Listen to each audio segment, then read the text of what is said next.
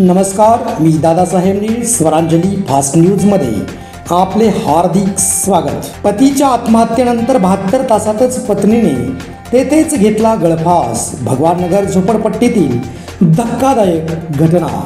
गैरसमज आणि संशयातून झाले होत्याचे नव्हते. लोकरत्न भाऊसाहेब मोरे व्याख्यानमालेसाठी सुरुवात. आज तरुणाईची दशा आणि दिशा हा विषय घेऊन येत आहेत प्रदीप दादा सोळंकी. मुंबई उपनगरातील पद्मशाली समाजाच्या वतीने गुढीपाडवा उत्साहात करण्यात आला साजरा. उगादी असं गुढीपाडव्याचं दुसरं नाव. श्रीराम सामाजिक संस्थेच्या वतीने श्री बंडा प्रशालेत स्वर्गीय महेश अण्णा कोटे यांच्या जयंतीनिमित्त गरीब गरजू विद्यार्थ्यांना परीक्षेचं साहित्य करण्यात आलं वाटप. विश्वशांतीसाठी सिव्हिल येथील महालक्ष्मी मातेस दिगंबर मुनीनाथ भजनी मंडळाच्या वतीने करण्यात आला जलकुंभ अभिषेक.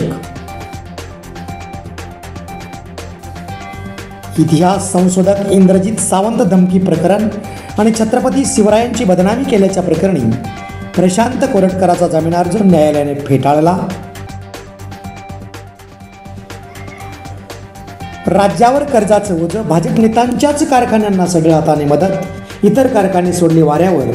शेतकऱ्यांची कर्जमाफी होणार नसल्याने सरकारचे खायचे दात वेगळे आणि दाखवायचे दात वेगळे.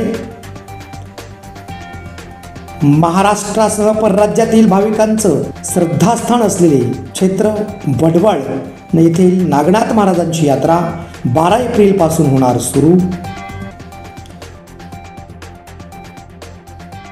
वक्फ सुधारणा विधेयक लोकसभेत सादर. सत्ताधारी आणि विरोधक यांच्यामध्ये जोरदार वादविवाद. आणि मध्य महाराष्ट्र, विदर्भ आणि मराठवाड्यात आज जोरदार वादळी वाऱ्यासह गारपिटीची शक्यता.